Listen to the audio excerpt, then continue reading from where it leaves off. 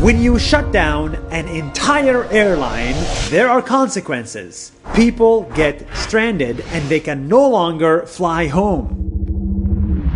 Right now, millions of tourists are stuck in countries that are not their home countries. They find themselves alone with little money, little support, away from their family, because it's literally impossible and illegal to fly back home. Everything that I'm reading on Twitter and Facebook is saying that the people that are following through with that are unable to get anywhere. So what are these millions of people supposed to do?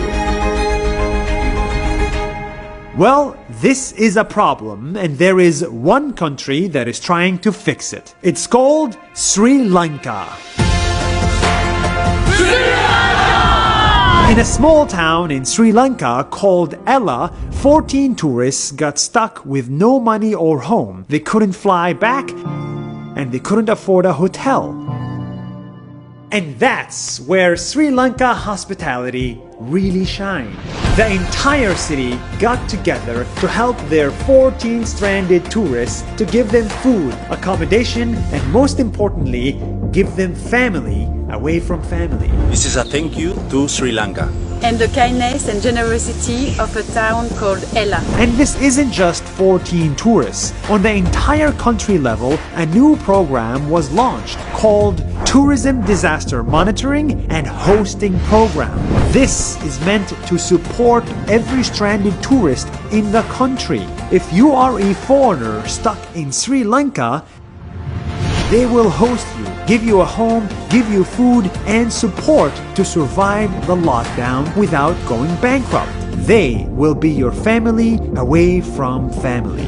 More people need to be aware of these programs because, you see, Sri Lanka is actually not a rich country, it's a developing one. And the truth is, 12.5% of their economy is built on tourism. Tourism used to be the lifeline of the country, and now tourism is dead and the economy is suffering. But even when tourism went down to zero, Sri Lanka continued to treat tourists with dignity and respect. During good times, they love tourists. During bad times, they help tourists. Right now, in many other countries, tourists cannot fly home all around the world, and many of them may not be able to afford a hotel in a lockdown. They too need to be taken care of. Let's hope that tourism comes back to life, and when it does, maybe in 1 year or 2 years, us tourists should finally pay back Sri Lanka for these acts of kindness. We should visit their country, stay in local hotels, and help